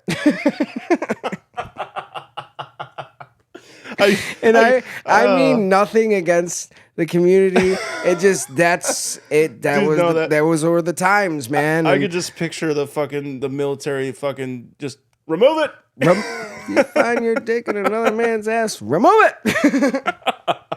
Every weekend. Oh man, dude, fuck, man, I miss it so much. But at the same time, like I said, dude, I wish I would have gone in when I was 25, as opposed to 18. I was not ready for it. Either was I. I fucked off a lot. I really wish I would have taken it more seriously.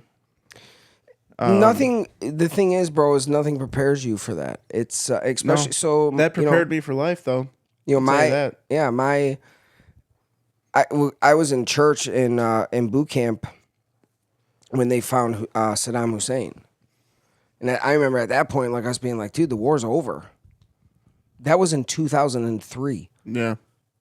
You know, we just got out of fucking Afghanistan. Yeah. It's crazy. It's crazy to think that we've been fighting those wars for 20 plus years, man. Yeah. And all the lives, all the fucking, it's fucked up. But a lot of good shit, like you said, a lot of good friendships. You know, one of my proudest moments besides being a father is being able to call myself or earning that fucking title, you know, and to have that branded on me, and something that to the day I die, it's you know what it is. I tell people it's the first thing I ever earned in my life. That from like, because you have to literally earn every fucking step of that. Yep. It is the weirdest fucking cult, and it's the ultimate frat house, the ultimate frat club. Mm-hmm. And those dress blues, baby, they've been dropping panties since 1775. They're even older. Like, the Marine Corps is older than this fucking country, which is kind of weird too. And they were pirates. Speaking of dress blues, though, I hated the Army's ripoff of dress blues. Like, I just don't understand. The Army greens looked so fucking slick. They do, yeah. And they're back. They're back with them now. And I'm just like, I hated the fucking beret, the fucking black jacket, and the fucking blue pants. And I'm just like, our non-coms had yellow stripes, yours had red, right? Blood stripe. Yeah. And it's just like, guys, is that an NCO stripe? Yeah. Okay. Yeah. Same. And I think officers had it too. Yes. Yeah. But still, I was just like, man, like, just looking at pictures of the old greens, I'm like, dude, those look way fucking slicker than our fucking version of the fucking dress blues. It was just like it was kind of upsetting. Yeah, imagine how we feel about it. You guys just laughed at it, knowing that yours looked way better. Yeah, you know. I don't know. I've always fucked around with people, and especially friends. Like I had a really good buddy that was in the Army, and he did way more fucking shit than I ever did. He did 3 tours in all different 3 branches of the Army. So his first tour was an active duty, 82nd Airborne. Then he went reservist, and then he went National Guard because he got stopped. He went reservist because he got stop loss, and then after that deployment, he got a DUI, and he had to stay in, but he wanted to come home, so he was able to transfer into the Guard, and then got deployed to Afghanistan. And he said that was the scariest fucking thing in the world. He's like, because he had been an 11 Bravo his entire fucking career. And he like showed up as a staff sergeant and he walked in and he said, I think it was like a PFC or something. He's like, what are you doing, PFC? And he's like, nothing, bro. He's like, what the fuck did you just call me? And he started smoking the guy, and like another NCO came in. He was like, hey, staff sergeant, we don't do that around here. He's like, we're about to fucking go to Afghanistan, bro. I can't have this kid calling me bro. Like, there's got to be some structure here. Yeah. It's got to be hard going to war with a guy who was working at Enterprise Rent-A-Car earlier in the week. Nothing against Enterprise. But dude, that's so true though. Seriously, I mean, you've been on 2 fucking combat. You've been on 2 combat tours, and then you're about to go to Afghanistan, and this guy's been fucking bagging groceries all week. Yeah, that is wild to think about. Yeah, and Call of Duty is not war. No. I will tell you my proudest Army moment though. Okay, so does it have to do with pooping? No, thank God. No, it actually does not. Surprisingly, I did shit a lot in the Army. Anyway, so I had gotten in some trouble in the beginning of my career or whatever, and stayed in E1 for a minute, and then finally worked my way up to specialist. And before I made specialist, I was in E3. We went to JRTC, that's like pre-deployment training in Fort Polk, Louisiana. Yep. And we had been doing a lot of air assault sling load training. So like just gearing up fucking Humvees or water buffaloes or whatever the fuck to get lifted up by Chinooks or Blackhawks. Yep. And I loved it. I loved every minute of it. So I took that shit as serious as possible. Like I really so the staff sergeant from the maintenance platoon, he was in charge because he was air assault certified. He was in charge of the whole sling load operations for us because we were logistics for the fucking infantry battalion that we were attached to. And he picked me to fucking assist him. So we're at fucking JRTC in Louisiana and we're in the box for a month, mock deployment. Mm-hmm. And like I said, he picked me. So all the fucking companies that are getting their fucking Humvees or whatever else ready to get sling loaded by these fucking Chinooks, I'm going through them and I'm inspecting them. He's also inspecting other ones, but I'm going through telling fucking captains and fucking sergeant first classes like, no, this is wrong. You need to do it this way, blah, blah, blah. And I ended up getting an AAM for it because my sergeant major, he promoted me after we got done with the fucking training or whatever, got back from leave, came back. He gave me my AAM and then promoted me to specialist. And like the look he gave me, dude, like because he knew that I had gone through some shit and that I fucking was kind of a fuck up and that I turned my shit around. He the look he gave me, he's like, Specialist Torgerson, and then just like smirked at me, and I'm like, Sergeant Major. Like it was just like the coolest fucking exchange, dude. And like our Sergeant Major, man, he was there's always a fucking rumor about top, like this guy was special force, blah blah. They said that this guy's ERB, is it the same in the Marines? You have an ERB, enlisted record brief. It's just like your record. I'm sure, yeah. So I guess people in like the fucking pogue ass motherfucker. I guess the people from like S2 or S3 or whatever that can see everybody's ERB. Yeah. They there was rumors going around that his was blacked out.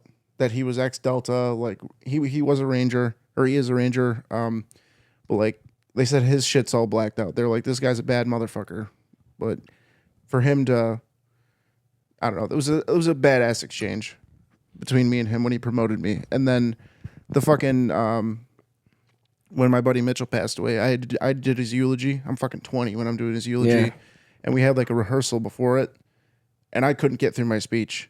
Yeah, I just broke down, and he literally fucking like grabbed my hand. He's like, "You can do this." Blah blah blah. Like talked me through it, got me to laugh, and then I did my speech, and that was just like, yeah, dude, it's cool. Like, yeah, he's a hard ass motherfucker, but I'm 20. He's fucking 50. Yeah, he's been through it. Yeah. I mean, he saw his fucking friends die. I didn't see my friend die, but You can always tell the ones who have really, really fucking been through it and the ones that haven't. yeah. I think the ones who have really been through it don't talk about it a lot. I think the ones, if you go to a bar and you hear somebody just rambling off of everything that they ever did. There's a kid at the Gambler that does that. I don't want to name names, but I've literally overheard his shit and been like, and maybe he has done it. I don't know. I really don't give a shit. But I don't know. It's always been weird to me to talk about the military to people who have been not in the military. Yeah. That's why I don't talk about it a lot. I tell funny stories, like a story, like a lot of fucking boot camp stories are really fucking funny, dude. Yeah. Like they are some of the funniest comedians I've ever met in my life. We got in trouble one night. We fucking got put online and we're in our skibbies and we were fucking off or something. And the drone sergeant's like, "You guys want to play games? Good. Everybody get in the head right now." I don't know about your guys' head, but ours didn't have doors on it. No, mine was either. They made us jam 80 recruits in the back 2 stalls. We were literally, imagine this wall, but with Marines, or we're recruits, in white underwear, skibbies, stacked to the fucking ceiling like pancakes, right? And literally, dude, I'm talking about smashed on the ceiling. And he's standing at the end of the fucking hall and he just goes, "We having fun?" We're like, "No, sir." He goes, "Good, jump." And we're all like, look at each other. He's like, "Jump, motherfuckers." So everybody's like jumping, dude, and you're getting dick in your face. And like, they make you do some of the, I don't want to say that word, but it's bad. It's like, dude, when you first get there, they make you wash by the numbers. And like, they'd always make you wash your ass and your balls first and then wash your face. And then wonder why everybody got pink eye. Jesus Christ. It's funny. There's an ongoing joke in my family. When someone gets pink eye, I was like, "Oh." And they go, "I was not touching my ass." And I was like, "I don't know. That's how you get pink eye." That's what I heard. That's what I was taught.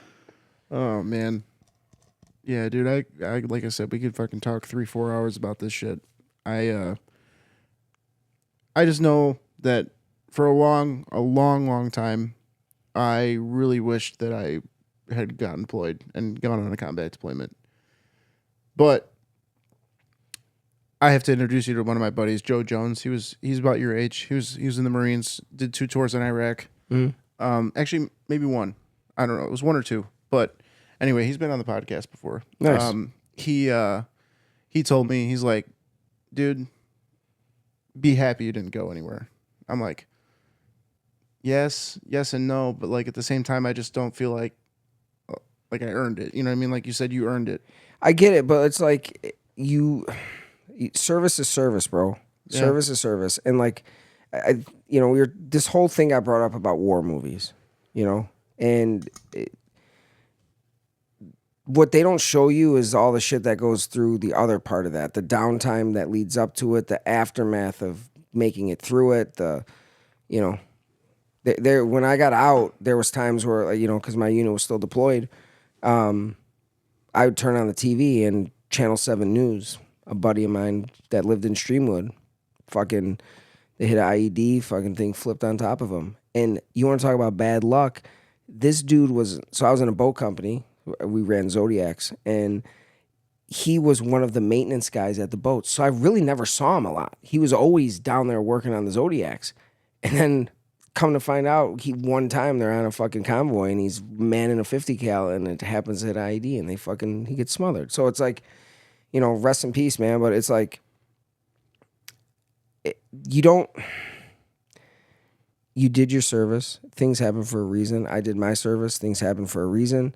Like, there's not, like, what I tell people, and this is going to sound so fucking cliche, there's nothing cool about killing someone, right? Whether you have or you haven't. There's nothing cool about seeing that shit. There's nothing cool about war. War is not fucking cool. It's fucking sad. It's fucking, it is literally the downfall of us as humans. And it's sad that that's how we have to, but that's the world we fucking live in, man. Yeah. Then it's just the way it is.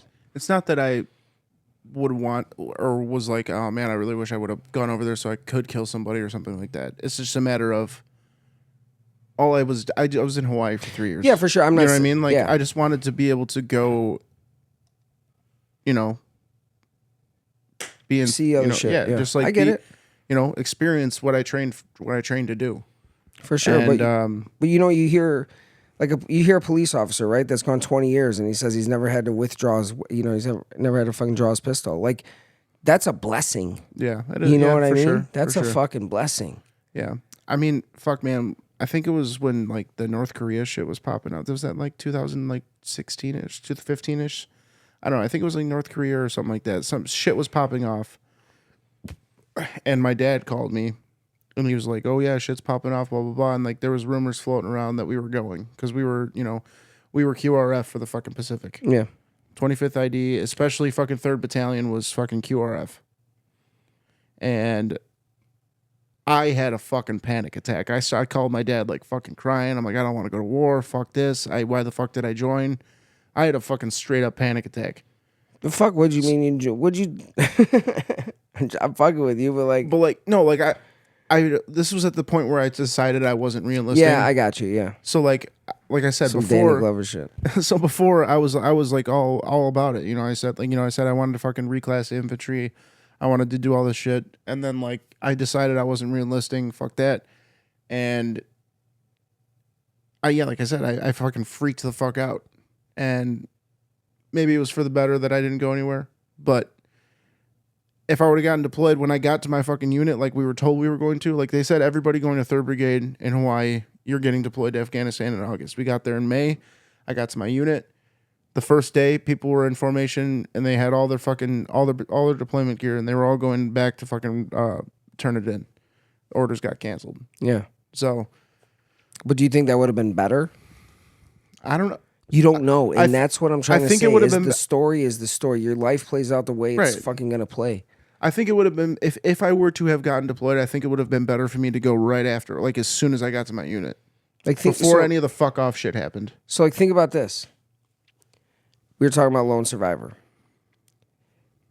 SEAL. What a lot of people don't understand is SEAL teams aren't as small as they say. There's a shit ton of SEALs in a team, and there's actually more than just like. I believe it's 9. But they just use that number to throw people off. So for Lone Survivor, they had 4 guys that went on that fucking mission, right? But when QRF came up and they had to go get them out, everyone went. Yeah, that's the rest of the SEAL team. That's the rest of that SEAL team. Yeah. And they all died. Yeah. And if you're Marcus... That was like a platoon of SEAls, right? Yeah. That's like, that's a team. And yeah, both of them got shot down in Chinooks. Yeah. Because they couldn't get Apache cover. Whole thing was fucked up. So anyway, that's the politics of it too. Is that there's not enough there's enough manpower, but there's not enough fucking machinery because there's a budget. Anywho, so you can say like, yeah, Marcus Luttrell went through all that shit, right? Which sucked. There's nothing cool about it. No, like, but if he wasn't on the ground. And he didn't go through all that shit, he would have been on that fucking Chinook and he would have took an RPG and he'd be fucking dead. He never would have had the chance to fight for his life. So, like, I get how you feel, bro, because there's things in my life, too, not just with the Marines, but, like, in anything. Like, you wish you could have done it the other way, but you also got to look at it this way. Like, it didn't happen that way. And this is the way it did happen. And this is the way I have to fucking be grateful for it. Yeah.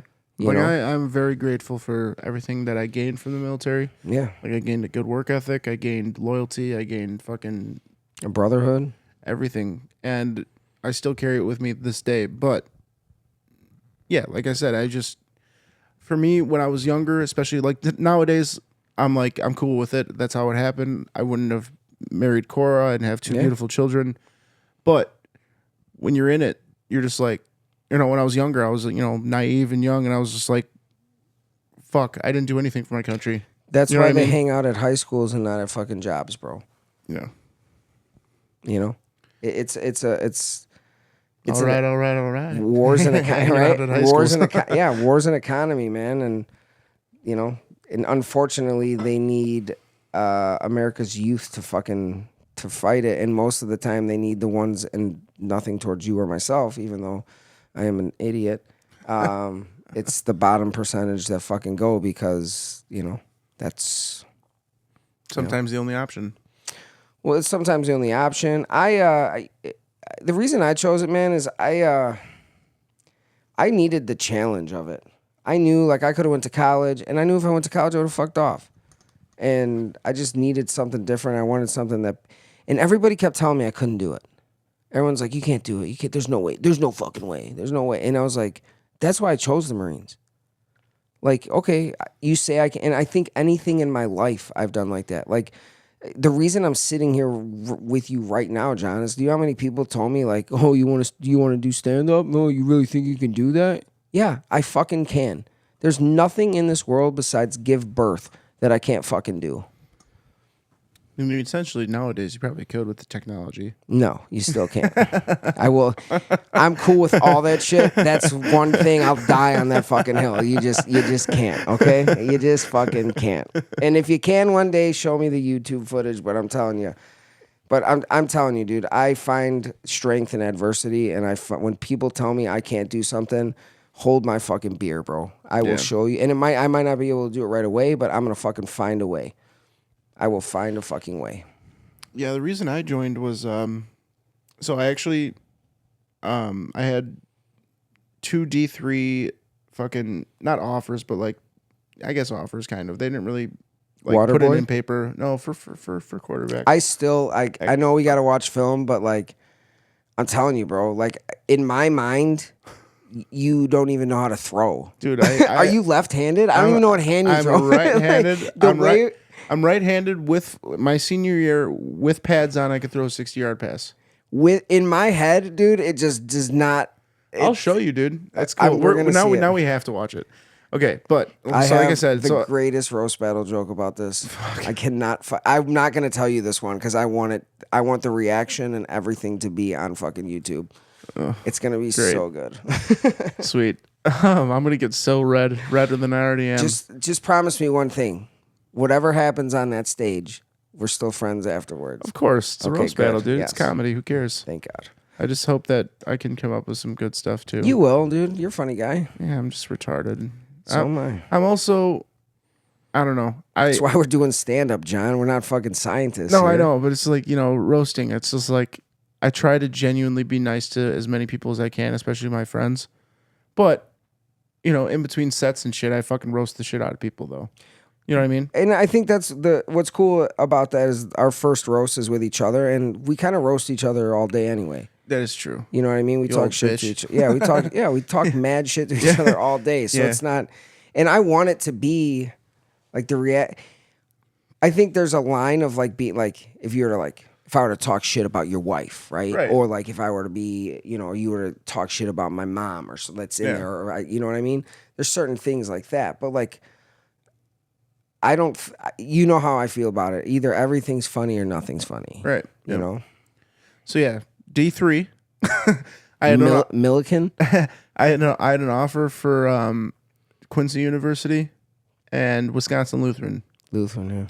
So I was dating my ex-wife at the time, and I decided that I was going to say fuck that.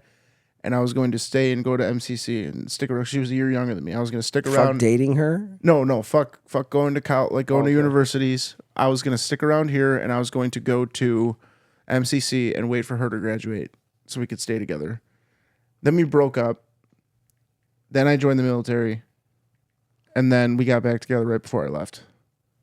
But yeah, that was the biggest reason I joined, is because like all my friends were fucking going to MCC and like picking out their classes, and I went to orientation, and I was like, Gavin, what are you doing? He's like, I'm gonna do fire science, and fucking, he's gonna go be a firefighter. I'm like, yeah, I'll do that too. And then I got to orientation, I'm like, I don't want to do that. I'm just doing that because they're doing it. Like, so I kind of had a fucking, not a mental breakdown, but I was like, what am I doing? If I go to college, I'm not ready to go to college. I don't even know what the fuck I want to do. Like, I have no fucking idea. And then my stepdad caught me and somebody else smoking weed in the pool. And he comes home and he's like, he fucking grabs the fucking bowl, whatever. He's just like, he fucking throws it. And he's like, You have two options, John. Either you move the fuck out of this house and get your shit together, or you fucking get your shit together and join the military. I was like, okay. Over some weed, huh? Mm-hmm. He used to, yeah. He's kind of lightened up now, but he was so anti-weed. You know, he was 22 years reserves. He was always like, He was weed a is the part-time lifer. Weed is the devil. He just now he's more open to it because he knows he's seen like the benefits for it. Yeah, seen the billboards. He's seen the benefit from it or whatever. But my dad was. I also really wanted to follow in his footsteps too. And what do you know? I work at IDOT. He worked at IDOT. I love that for you guys. Yeah. But yeah. Should we wrap this up? We're probably at like an hour and a half now. Yeah. Unless you want to touch on some other stuff. We can touch on these fucking highlight film after this. Yeah, fuck that, bro. I don't want to see your 0-8 season. No, it's a lot of a lot of it's from my sophomore year too, when I was playing with CJ. Is it just of you? No, it's of me throwing to people and running. Uncle Rico over here. Coach would have just put me in junior year. We would have went fucking not 4 and 5. I wasn't the quarterback that year. I played receiver. It's funny how life changes, isn't it? Yeah. And here it's so funny. I'm telling you, my brain will not let that fun. Like, I'm gonna be honest too. Even if you show me the video, I'm gonna be like, "That's not you." You'll see it's me. Is your film like? See, like I watched. I saw an old clip of when I was in high school for our game tape or whatever, and the fucking cinematography and the film quality is so bad that we look like Sega players out there. it's so bad. It's not that bad. It's all from the fucking press box. Yeah, for sure. But this is on VHS. Oh yeah, ours is VHS. This is all digital. This is from the new age. Oh God. Oh yeah, brother. Yeah. McHenry was a shithole for a while, but we used to beat people's asses. And there's rumors that the Fox Valley Conference actually protested about coming to McCracken Field before we got it redone. Really? Our field was horrific, bro. I'm surprised they didn't have a fucking fit about Johnsburg's field, because Johnsburg, we had the massive crown in the middle. You're supposed to. No, this thing was too massive. This thing literally, we would always run to the outside because you're running literally downhill. Oh Jesus! It was wild. If you had to fucking cut back, well, that's up to the keep middle, water off of it. No, I know, but this is like. This was a fucking goddamn... We didn't have... If you were to take a dirt bike over the middle of the field, you would have fucking jumped to the sideline. Nice. I'm not even kidding. It was huge.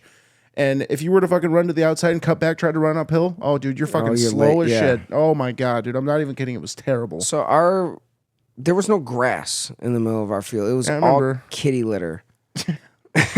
Or it was something that, resembled kitty litter.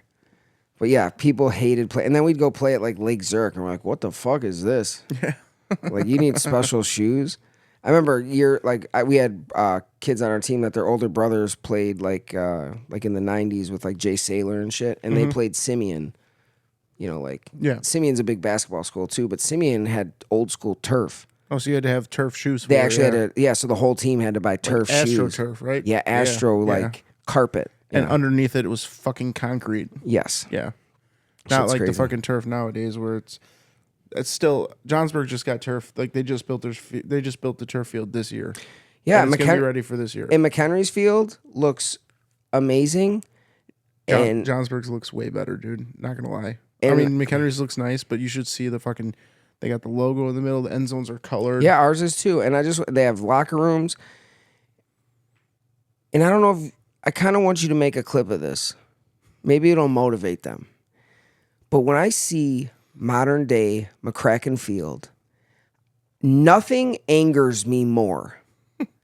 Because you kids that are playing on that field don't even understand, and you don't deserve it.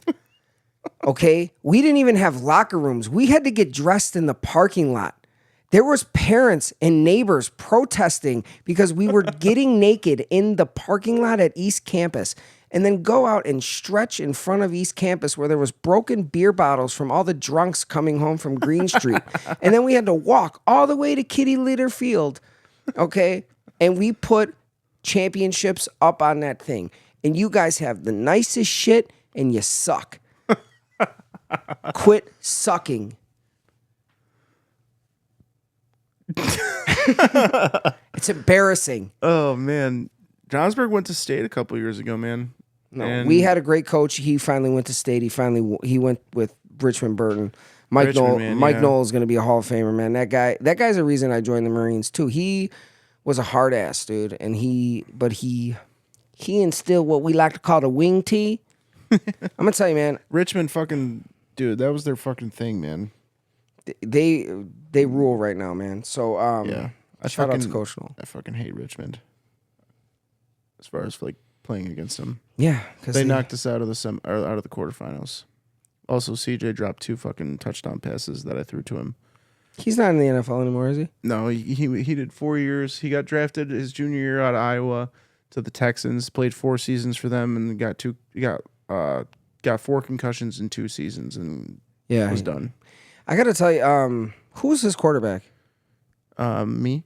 No, where it mattered in the NFL. Oh, Matt Fitzpatrick. That's why. Yeah, he was probably he literally right after he retired, Deshaun Watson got there. Oh God. Yeah, and then met Mia Khalifa or what? Yeah. No, I wasn't always his quarterback. Jared Grundy was his quarterback, and then also fucking George Belis. I heard he didn't even like you. Oh, he loved me. He signed my That's nipple. not what he said when I met him. Signed my nipple. Before I even met you, I was like, I remember remember my nipple. So he put the C around the nipple and the J across it. He got selected for the Army All-American Bowl. Yep. And they came there and he signed everybody's posters for all the kids in the school, and they didn't have any left. And I'm like, dude, CJ, what the fuck? This was right like the day before the first fucking game I played with him. yeah. I'm like, I didn't get an autograph on this fucking poster. He's like, I can sign something for you. I'm like, fucking sign my tit, dude. And he fucking signed the fucking. You should have got a tattoo. That would have been funny. So every fucking game, because he signed it the first week and we fucking beat Prairie Ridge for the first time in our school's history. Every fucking week he signed my nipple. He refreshed it every Thursday. It was pretty hilarious. My daughter goes to Prairie Ridge and she's like, Dad, did you used to play Prairie Ridge when you were in high school? I was like, yeah, and we used to mop their asses. We used to beat the shit out of them. She's like, they're really good now. I was like, they were always really good. We just always beat them. We should have never, ever been in the Fox Valley Conference. Our athletic director at the time literally put us in that fucking conference because of CJ, because we wanted more competition. Yeah. I'm like, why wouldn't you want to just stay in the Big North Conference? What were you guys, like 3A, 4A? Barely 4A. Yeah, we were. Barely. I think my senior year, we were 7 or 8A. I think when we which is like the highest. Yeah, when we played you guys, I think you guys were 6A. Yeah. By the time we played you guys. Dude, it was disgusting. But we were playing fucking Cary, Crystal Lake South, Crystal Lake Central. Like, same. Yeah. we were not, dude. My senior year, yeah, we sucked, but like we had fucking 6 guys on the sideline. Like that's how small our fucking team was. That's how small. You guys our were school playing was. Iron Man football. But, dude, I played my senior year. I fucking played quarterback. I played cornerback. I punted and I kicked. Wow, dude. I still can't believe any of that. I was terrible at kicking. I was good at punting. I only played cornerback for like the first 4 games because I was like, Coach, I can't. If anyone here has their own footage of John doing anything athletic, please send it to my Instagram. That's Blake A. Latica. Believe it or not, man, I'm a fucking athlete, dude. We'll see. We'll see in about 3 minutes. You probably. What's funny is you were probably a better athlete than me, but I feel like if you had a basketball hoop, I'd fucking take you outside and take you to the hole right now. Basketball, probably yes. I was no good at. I was good at. I never. Yeah, me either. But I was good at pitching in baseball and third base, and then that's what I heard about you, you fucking pitcher. Fucking ain't right. I ain't catching. Ain't nothing about. Yeah. No, I was good at fucking pitching and fucking quarterback. Man, that was my shit. Being quarterbacking. I was a good quarterbacker. I love that for you. Yeah. I played hockey. I played pond hockey. Yeah. I was pretty good at pond hockey too. I like hockey. It's fun. It is pretty fun. It sucks when you break your ankle and lose your job, but yeah, it's fun. Well, with that being said, I think we should wrap this up. Yeah. Shout out Sean Taylor, Fat Candle Company. Thank you guys. Candle's still burning. Smells great. Love you guys. Shout out to Wu-Tang Clan, huh? Hell yeah. For the kids. Hell yeah. Yeah, Wu-Tang Wednesdays. Anything else? No, like I said, we should be getting a new computer here in the next week or 2. And then once that happens, we should be getting back to every Friday. We should be getting one episode a week. Right now we're just kind of doing every other week with the fucking this computer is about to crash. Yeah. So We got some good guests coming too. yes, we do. Yes, we do. So you guys just don't have to listen to us rambling on about fucking nonsense. Yeah, about 45 minutes of military stuff, which Yeah. was fun though. I liked that. It was cool. Yeah, you know? I gotta have Joe on here with you. Yeah, it'd be cool. Yeah, Joe's really cool. You like him. But yeah, guys, we will we'll see you next week. Maybe if the computer's here. If not, it'll be the following week. But possibly next week. We'll see you. We'll see you when we see you. We'll phone it in. Hell yeah! All right, guys. Later, Adios. y'all. Peace. I say adios a lot. For a white bot? For a white bot? For a white bot?